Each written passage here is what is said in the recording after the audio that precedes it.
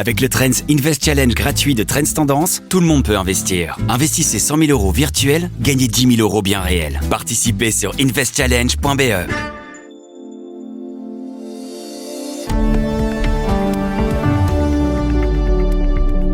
Bonjour et bienvenue dans Z sur 7.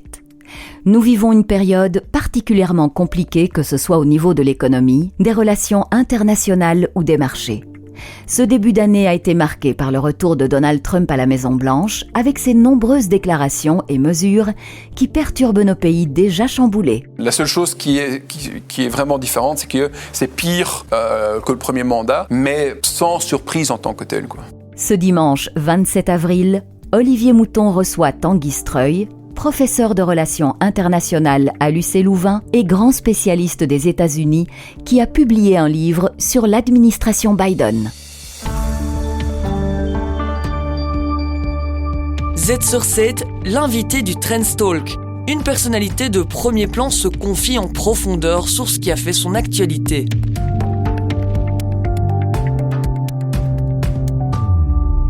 Vous publiez un livre aux éditions des presses universitaires de Louvain sur l'administration Biden. Et ce livre évoque en fait une grande stratégie par le leadership. C'est-à-dire que vous avez passé en revue cette mandature de Joe Biden. Et est-ce qu'on sous-estime aujourd'hui son héritage ? Oui, en effet, je crois qu'on sous-estime fortement l'héritage de Biden, parce que je crois qu'il va rentrer dans l'histoire des États-Unis comme un très grand président, parce qu'en effet, il est parvenu à faire quelque chose qu'on voit rarement chez les présidents américains, c'est d'établir une vraie stratégie économique, politique, militaire, qui était vraiment intégrée. C'est-à-dire que quand ils avançaient au niveau économique, même géoéconomique, c'était lié à des enjeux géopolitiques. On a aussi vu une équipe extrêmement soudée, avec des gens extrêmement capables, qui défendaient aussi tous la même stratégie, la même politique. Et donc oui, je avec crois... un bilan qui était bon finalement, parce qu'on l'a beaucoup dénoncé, en tout cas les républicains et les MAGA l'ont beaucoup dénoncé, mais il était en fait, bon. le bilan du président Biden est en fait assez exceptionnel, parce que d'une part, il est parvenu à rétablir le leadership des États-Unis sur la scène internationale à travers différentes manières d'appliquer le leadership en fonction des alliés, des partenaires, la manière de gérer la Chine. Au niveau économique, là également, les résultats étaient assez exceptionnels, puisqu'on avait un chômage de hauteur de 4%, une inflation qui avait enfin été aussi contrôlée en fin de mandat, une croissance économique importante, et puis aussi toute une politique pour ramener tout ce qui est nouvelles technologies sur le territoire américain à travers le CHIPS Act, l'Inflation Reduction Act, etc. Donc il y avait vraiment un très bon bilan au final de la part de l'administration Biden, aussi bien au niveau diplomatique, politique que économique. Mais voilà, les faits sont... C'est juste son âge qui finalement a coûté la victoire aux démocrates, ou bien... Non, il y a plusieurs raisons qui ont fait que les démocrates n'ont pas gagné. D'une part, peut-être que ça a été l'erreur de Biden, c'est de vouloir se représenter et puis réaliser qu'il n'y arriverait pas. Et donc, on a eu Kamala Harris. Et Kamala Harris a plutôt fait une bonne campagne, mais en 4 mois, c'était très difficile, évidemment, de récupérer le coup et de se faire connaître. Et puis, il y a un autre élément qui a quand même joué, enfin, il y a 2 autres éléments qui ont joué, c'est que, bon, je viens de dire que l'inflation était sous contrôle, mais en fait, elle était sous contrôle en fin de mandat. Et donc, ça a malheureusement donné l'impression que la vie était devenue plus chère. Voilà, exactement. Ce qui était vrai, hein, mais l'administration Biden était enfin parvenue à le contrôler. Et autre élément qui a joué aussi en défaveur, c'est tout ce qui est lié à tout ce qui est de la désinformation, qui est très très présente aux États-Unis, où en fait on a présenté Biden dans tous les médias de droite comme étant quelqu'un qui ne savait pas ce qu'il faisait, l'économie était mauvaise, la politique étrangère était mauvaise. Le wokisme était au pouvoir. Voilà, le wokisme était au pouvoir, etc. Alors que c'était absolument pas le cas. Mais bon, évidemment, il faut faire l'effort d'étudier cette administration, d'aller lire les documents, d'aller lire les speeches. Raison de plus pour lire le livre que vous venez de publier. Voilà, mais donc il faut faire aussi le travail que nous, on est supposé faire en tant qu'universitaires, et d'aller voir et de comprendre comment une administration se met en place et quelle est la politique qu'elle menée. Alors, parlons maintenant de Donald Trump. J'entendais François Hesbourg, qui est un spécialiste français de géopolitique, qui disait qu'il ne s'attendait pas à un début, aux 100 premiers jours, aussi violent. Est-ce que c'est votre sentiment aussi ? Pas vraiment, dans le sens que si on étudie le premier mandat, on savait déjà que c'était un président qui était très volatile, qui était très dans les tweets, dans l'agressivité, etc. Et ça n'a pas changé. Je dirais que oui, ça a empiré par rapport au premier mandat. Mais il y a moins de contre-pouvoirs aussi. Il y a moins de contre-pouvoirs parce qu'il est aussi entouré de gens qui sont plutôt des loyalistes et donc moins nécessairement des gens, en tout cas dans certains domaines, qui ont les capacités au final pour gérer certains départements. Mais de là à dire qu'on est vraiment surpris, moi personnellement je ne le suis pas.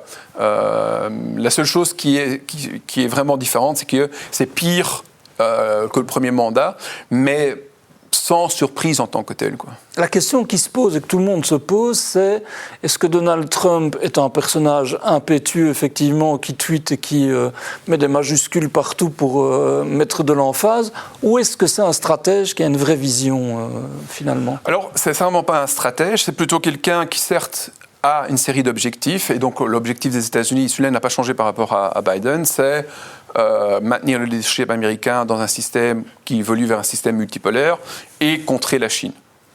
À côté de ça, il y a toute une série de sous-objectifs, mais ça ne suffit pas d'avoir des objectifs pour être un grand stratège. Ce qu'il faut, c'est une stratégie. Et la stratégie, ça suppose quoi ? Ça suppose du planning, ça suppose une exécution. Ça suppose mobiliser les capacités, ça suppose un narratif, ça suppose donc une communication, ça suppose aussi anticiper ce que les autres vont faire par rapport à votre stratégie. Et tout ça, c'est clairement absent. L'épisode des droits de douane, quelque part, a été l'illustration de ça, c'est-à-dire on annonce de façon tonitruante avec un tableau des chiffres et puis on revient en arrière. Mais en fait, c'est un excellent exemple qui montre qu'en fait, qu'il n'y avait aucune stratégie. C'est-à-dire, oui, il y avait des objectifs, entre autres réindustrialiser les États-Unis, etc. Mais quand on voit la manière dont les tarifs sont appliqués, en fait, c'est basé sur une intelligence artificielle. Et il faut savoir aussi que les conseillers du président, donc les secrétaires au Trésor, commerce, etc., le jour avant l'annonce du 2 avril, ne savent toujours pas vers quelle politique on va se diriger. Donc, qu'est-ce qui va être annoncé, les tarifs, etc. Et donc, on a bien vu qu'il n'y avait absolument pas une stratégie. Il y avait des objectifs, mais il n'y avait pas de stratégie bien planifiée.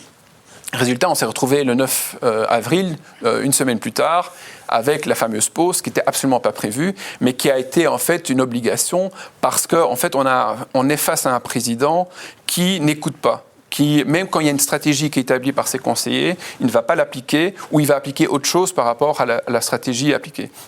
Et donc, on est en fait un peu en face à l'effet Kruger-Dunning, qui en fait, on est face à un président incompétent, mais avec une énorme confiance en lui. Et donc, ça donne l'impression qu'il maîtrise ses dossiers, mais en fait, c'est quelqu'un qui ne les maîtrise pas. Et donc, on se retrouve face à des situations où il va nous annoncer que les tarifs vont être bons pour les États-Unis, qu'une récession pour les États-Unis, c'est pas dramatique, mais en fait, il n'y a pas de stratégie derrière pour établir la politique des tarifs. Comment va-t-il ramener les industries vers les États-Unis ? Tout ça n'est pas déterminé dans sa logique parce que c'est quelqu'un qui n'a aucune discipline et qui croit toujours savoir mieux que les autres comment les choses vont fonctionner. Et donc même des gens qui l'entourent au niveau économique ne seront pas nécessairement écoutés parce qu'il va partir du principe qu'il est meilleur que les autres. Et c'est en fait surtout montrer son incompétence. Mais est-ce que ça veut dire malgré tout qu'il y a derrière cela une volonté de balayer l'ordre établi, de s'en prendre aux institutions, aux normes, à l'ordre mondial ? Ça, c'est quand même une ligne. C'est une ligne, mais ce qui est intéressant, c'est que, et on en revient aussi dans le premier mandat, c'est qu'il a l'art de détruire tout. Seulement, détruire, ce n'est pas une stratégie. On pourrait dire que c'est une stratégie, oui. Mais d'une certaine façon, il faut aussi reconstruire. Et c'est là où, en fait, on observe qu'il y a des fortes limites au niveau du président Trump, parce qu'il part du principe que la reconstruction va bien se faire d'elle-même. Qu'en fait, si les Américains imposent quelque chose, ça va se faire. Eh bien, on a vu avec les tarifs que non seulement les pays ont réagi, alors qu'il était persuadé que les pays n'allaient pas réagir par rapport à ces tarifs, mais au-delà de ça, il y a Wall Street qui a réagi. et de manière très très forte. Donc ça veut dire qu'en fait, il lance des choses parce qu'il veut changer les choses, mais il n'a pas de politique pour reconstruire, parce qu'il n'y a pas de stratégie derrière, parce qu'il n'y a pas de planification, parce qu'il n'y a pas comment est-ce qu'on va mobiliser les capacités. C'est la même chose, par exemple, actuellement, au niveau des tarifs, il impose des tarifs, mais la force des États-Unis, ce n'est pas les biens, c'est les services. Donc, mais il est occupé à affaiblir tous les services. Et même aujourd'hui, on voit que tout ce qui est high-tech commence à paniquer parce que comme ils doivent investir fortement dans l'intelligence artificielle et dans tout ce qui est data center, etc., ils ont besoin évidemment d'aluminium, de matières premières. Et ces matières premières sont occupées à augmenter. Donc ça veut dire que les coûts pour toutes ces grosses multinationales est beaucoup plus élevé que prévu. Et donc, ça démontre bien que, donc, d'une part, il veut rendre les États-Unis la super grande puissance, mais parallèlement, il est occupé à déforcer les positions fortes. Tirer une balle dans le pied, quelque part. Pour l'instant, oui. Et actuellement, on le voit d'ailleurs aussi, c'est que le secrétaire au Trésor, Bessent, est occupé à faire du damage control un peu partout. Il est occupé à essayer de calmer Wall Street en disant qu'on va diminuer les tarifs par rapport à la Chine, qu'on ne va pas faire du decoupling, mais au final du de-risking, donc on ne va pas couper l'économie américaine par rapport à l'économie chinoise, etc.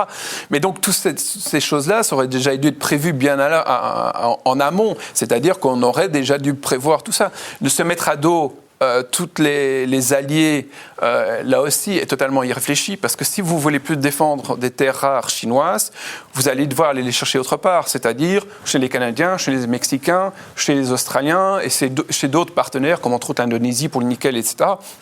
Mais si vous commencez à imposer des tarifs à ces pays-là, évidemment, vont rendre les choses aussi plus difficiles pour les Américains. Donc au final, la politique qui est menée est extrêmement mal réfléchie parce qu'il n'y a aucune stratégie. Un peu erratique.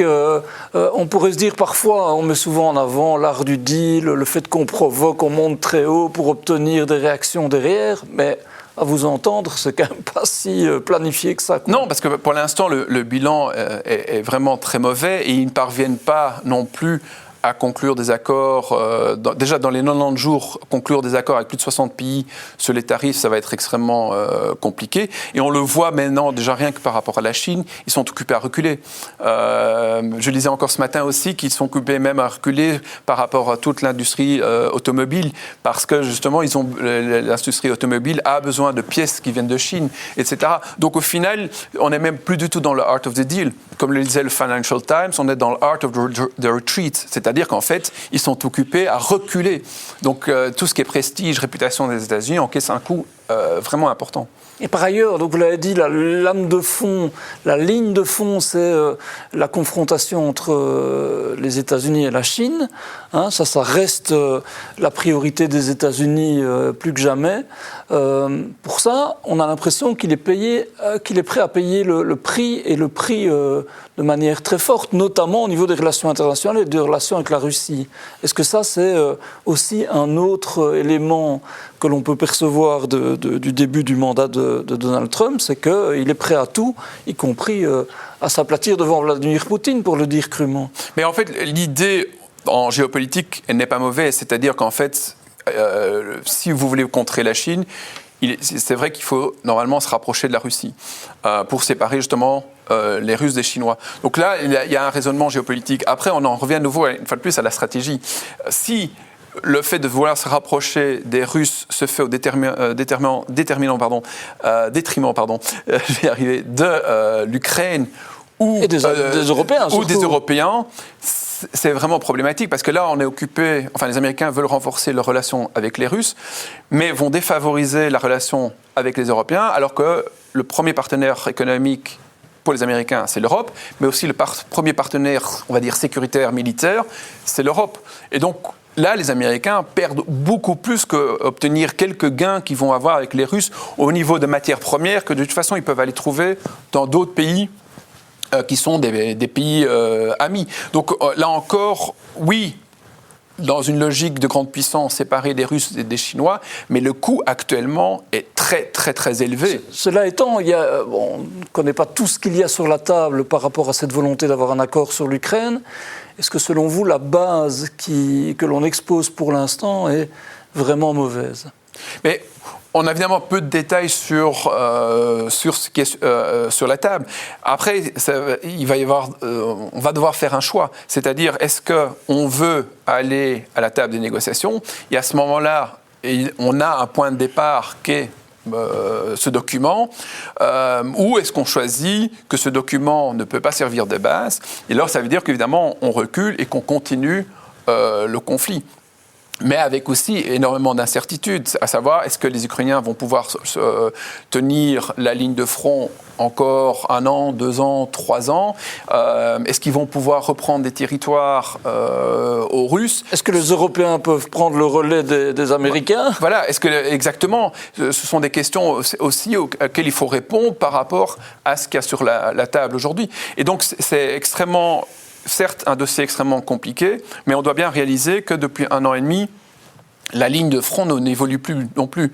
Et donc, à un moment donné, on doit se poser vraiment la question, est-ce qu'il est préférable, et ça c'est plutôt une approche évidemment pragmatique, de se dire les Ukrainiens peuvent sauver ce qu'il y a à sauver, c'est-à-dire 85% de leur territoire, un accès à Odessa, devenir membre de l'Union européenne et obtenir un accord de sécurité qui garantit la sécurité de l'Ukraine, ou est-ce qu'on va pour l'option maximale? Et alors ça veut dire qu'en fait, on veut obtenir à nouveau la Crimée, les régions occupées. Mais alors la question est de savoir quelle est la stratégie. Comment est-ce qu'on va récupérer ces territoires sans que les Russes deviennent encore plus agressifs? J'allais dire, est-ce qu'on est prêt aussi à en payer le prix? Parce que ça veut peut-être dire élargir un conflit ou en tout cas le rendre plus incertain. Voilà, et donc le danger est là aussi, parce que je ne vois pas les Européens envoyer des forces militaires avec les Ukrainiens pour combattre les Russes, pour récupérer des territoires. Donc ça veut dire que de toute façon, ce sont les Ukrainiens qui devront le faire. Et là, on observe bien qu'ils n'en ont pas les capacités, ni humaines, ni militaires, et potentiellement plus financières si l'aide américaine s'arrête. Donc ça veut dire qu'il faut quand même bien réfléchir comment réagir à ce plan, et surtout pas évidemment le voir comme un plan final, mais comme un point de départ pour obtenir éventuellement un cessez-le-feu général pour rentrer dans de vraies négociations. Il y avait un élément qui était frappant, c'est quand l'administration Trump a dit a insisté sur l'accord sur les terres rares, ce fameux accord qui vise à permettre aux États-Unis d'exploiter les terres ukrainiennes, pour faire court, et en disant de toute façon la meilleure garantie de paix qu'on peut vous donner, c'est qu'il y ait du business américain chez vous. C'est quand même révélateur, ça, non? Oui, mais c'est évidemment, une fois de plus, la logique économique de Trump, mais évidemment, ça ne garantit aucune sécurité, parce que ça n'oblige absolument pas les Américains à défendre l'Ukraine, même si en effet ils ont potentiellement des intérêts économiques dans le pays, sachant aussi qu'avant que cet accord potentiellement soit appliqué, il faudra déjà un accord de paix, mais au-delà de ça, il faudra des investissements importants. Il faut aussi voir quelles mines, quelles ressources sont disponibles, etc. etc. Donc c'est un accord qui, certes, sur papier, peut être intéressant, mais qui va prendre des années avant de voir vraiment des entreprises américaines pouvoir exploiter les ressources ukrainiennes. Est-ce qu'on est à une époque du retour des empires? On dit, alors certains disent que le 9 mai, fameux jour de la victoire en Russie, fin de la Seconde Guerre mondiale, mais qui est célébré là d'une manière contre le nazisme, le fascisme, disent on pourrait avoir ce jour-là Vladimir Poutine avec Donald Trump et Xi Jinping en un grand partage du monde. Est-ce qu'on est dans cette époque-là? On est clairement dans un retour des grandes puissances, et des grandes puissances qui dominent le système, c'est-à-dire que ce sont des puissances qui vont moins tenir compte des puissances moyennes ou des petites puissances, et qui vont essayer de réarranger le monde en fonction de leur sphère d'influence, et essayer de trouver un équilibre entre Américains, Russes, Chinois, Indiens, au final également Européens, mais ça ne garantit pas nécessairement plus de stabilité. Parce qu'à un moment donné, et on le voit déjà dans le cas ukrainien, on a des sphères d'influence qui se rencontrent. Et donc on a pas mal de sphères d'influence entre Russes et Européens qui sont en fait des sphères d'influence communes. Donc ça veut dire que là, il y aura des tensions, mais ça vaut la même, également pour les tensions entre la Chine et l'Inde. La même chose pour les Américains et la Chine au niveau de l'océan Pacifique. Et donc croire que ce système multipolaire dans grands empires avec leur sphère d'influence va être un système plus stable. Personnellement, j'y crois pas. Je crois qu'au contraire, il va être beaucoup plus instable, avec aussi un danger, c'est que comme les petites et les moyennes puissances vont devoir faire des choix, etc., on va aussi avoir beaucoup plus de guerres par procuration, où en fait on va voir ces grandes puissances être de plus en plus présentes dans des conflits régionaux ou même nationaux, dans des guerres civiles, etc. Alors, un élément important aussi dans cette période de grand chamboulement, c'est la place de la tech américaine, les géants de la tech. Alors, on a beaucoup parlé d'Elon Musk, X, Tesla et tout ça, mais les autres sont là, Bezos, Zuckerberg, tous les géants de la tech qui ont été faire allégeance à Donald Trump au début de son mandat. Est-ce que ça, c'est aussi, dans le contexte que l'on vit, une clé ? Clairement. Alors, ici, évidemment, on voit bien que tout ce qui est nouvelles technologies, donc en particulier l'intelligence artificielle, va déterminer qui, au final, va dominer le système international. C'est pas pour rien qu'il y a une compétition énorme entre Américains et Chinois dans tout ce qui est nouvelles technologies. Et donc, on voit aussi ces acteurs de la big tech jouer un rôle de plus en plus important, mais qui dépasse de loin. Alors, c'est un rôle de plus en plus important dans les nouvelles technologies, mais dans l'économie, mais pas seulement. Voilà, exactement. Et là on évolue de plus en plus vers des big tech plutôt qui sont de droite, jusqu'à extrême droite, en tout cas les patrons, et qui ont plutôt aussi des objectifs politiques, philosophiques, de société. Et donc, certes, on a Elon Musk qu'on a vu évidemment à travers X influencer les campagnes politique, mais je crois qu'on doit aller beaucoup plus loin et qu'on doit aller voir aussi quelqu'un comme Peter Thiel, qui est le patron de Palantir, qui est une grosse multinationale au niveau de l'intelligence artificielle, au niveau des questions de défense, mais qui a un projet politique qui est fortement influencé par un blogueur qui s'appelle Curtis Yarvin, qui lui estime que les États-Unis doivent évoluer vers une monarchie, et idéalement une monarchie qui serait dirigée par des PDG, et donc il faut éliminer toute la bureaucratie, il faut éliminer toutes les élites, et il faut rentrer dans une logique où on aurait toute une série de petites sociétés qui seraient dirigées par des PDG, et donc l'État, petit à petit... C'est presque de la science-fiction, en fait. C'est en partie de la science-fiction, mais ça va plus loin, parce qu'on est clairement dans les logiques totalitaires, parce que, par exemple, Yarvin défend l'idée, donc on aurait un monarque qui...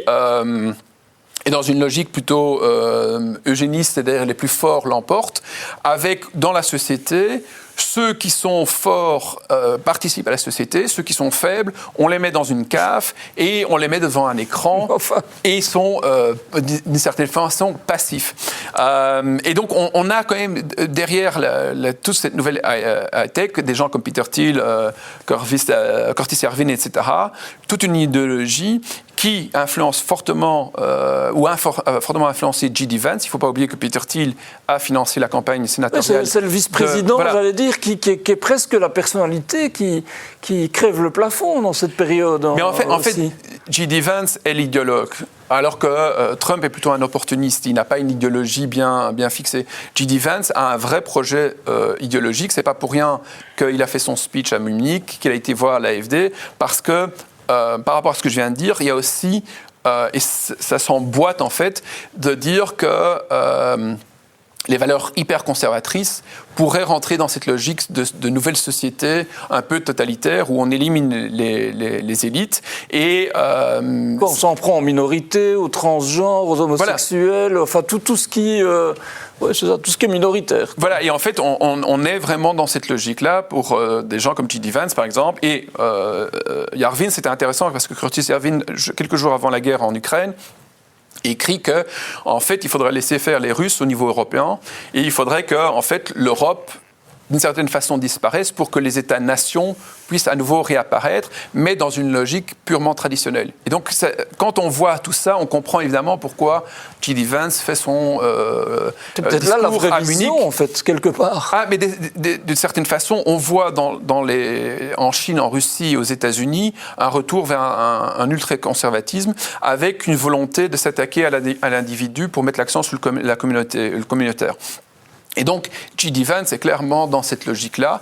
Et il voit évidemment un rapprochement avec la Russie, pas uniquement géopolitique ou géoéconomique, mais aussi par rapport aux traditions. Et c'est très intéressant de voir ces derniers jours les Russes, à travers, entre autres Patrushev, qui est un des conseillers du président Poutine, dire qu'en fait les Américains et les Russes ont énormément en commun historiquement, qu'ils ont un ennemi commun qui, maintenant ils appellent au niveau du FSB, l'eurofascisme. Et l'eurofascisme, en fait, c'est une Europe progressiste. Le président Macron parle d'une internationale réactionnaire, si je ne m'abuse. C'est juste, en fait. Mais en fait, d'une certaine façon, il a raison. C'est-à-dire qu'en fait, on voit un peu partout dans nos démocraties des groupes ultra-conservateurs qui luttent contre le wokisme au sens général et qui veulent en fait proposer une alternative à l'approche wokiste. Et donc en fait on se retrouve aujourd'hui dans une situation où d'une certaine façon on a, pour simplifier fortement, deux extrêmes qui s'affrontent et vous avez en fait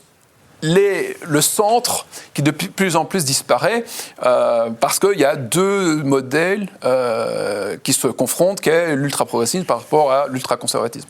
Et évidemment, des gens comme J.D. Vance et d'autres voient dans la montée, entre autres, de l'extrême droite, et bien évidemment des opportunités pour avancer un agenda ultra-conservateur. Et en tant qu'historien, vous avez parfois été critique à l'égard des réactions européennes, hein, où on n'était pas suffisamment sur la balle pour faire court. Est-ce qu'aujourd'hui, vous avez l'impression que quelque chose change vraiment, ou est-ce qu'il est trop tard ?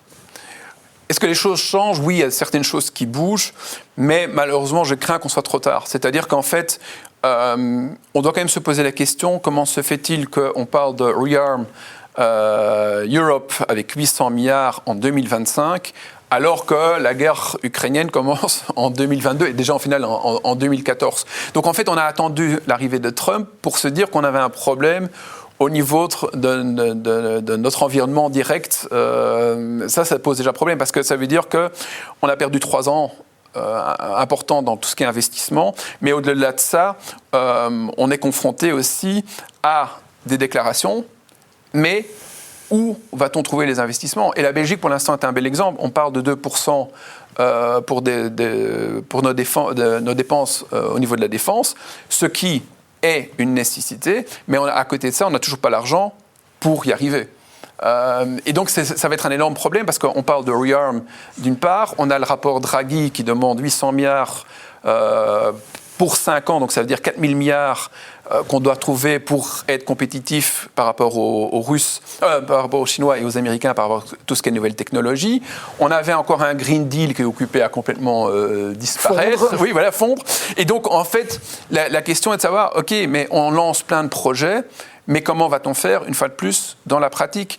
On a lancé un projet maintenant sur 47 projets qui sont liés à l'ouverture de mines et le traitement des matières premières.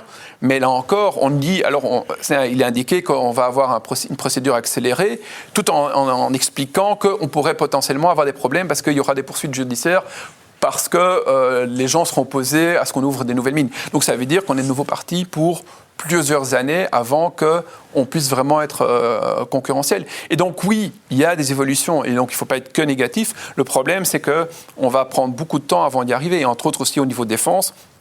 Tout le complexe militaro-industriel, il est toujours extrêmement divisé et ça n'a pas changé depuis l'arrivée de Trump et on n'est pas prêt actuellement à avoir un avion de chasse, un char, parce qu'il y a une compétition énorme entre les bijoux nationaux qui sont, entre autres, avec Dassault, qui est d'ailleurs très connu pour ne pas vouloir collaborer avec d'autres entreprises et avoir des projets européens. Et donc, voilà, on est face à des gros défis et le problème, c'est qu'on n'a pas le temps. Et c'est toujours le problème avec les Européens, c'est que oui, on a des documents qui expliquent toute une série de choses. Après, il faut transformer ces documents dans une réalité. Et malheureusement, là, on voit qu'il y a encore énormément de lacunes. Une dernière chose, Tanguy Streuil, vous êtes universitaire, en tout cas, vous travaillez dans une université. Est-ce que vous avez l'impression aujourd'hui que la liberté académique est une liberté à défendre ? On sait que les universités américaines sont quand même méchamment attaquées par l'administration Trump. Est-ce que c'est un objet de préoccupation pour vous ? Je crois que ça le devient.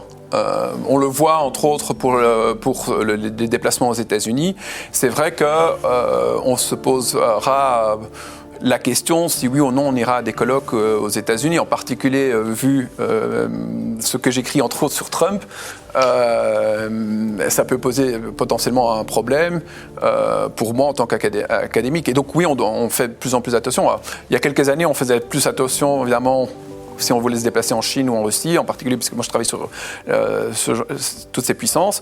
Mais c'est nouveau de se dire qu'on devra faire attention également pour se déplacer aux États-Unis parce que on pourrait mal interpréter un de nos tweets, etc. Merci à vous d'avoir suivi cet épisode où nous avons plongé dans les rouages de la politique américaine contemporaine. Entre une présidence Biden marquée par une cohérence stratégique souvent sous-estimée et un retour de Donald Trump aux méthodes plus impulsives et moins structurées, c'est tout l'équilibre du leadership américain qui est en jeu.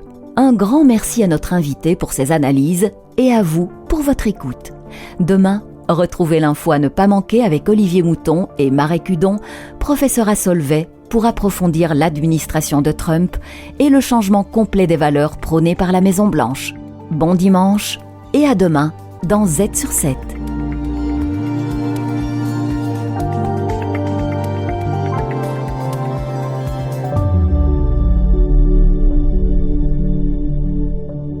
Salut, ici Warren Buffett et je vous invite à participer gratuitement au Trends Invest Challenge parce qu'avec Trends Tendance, plus rien ne vous retient d'investir.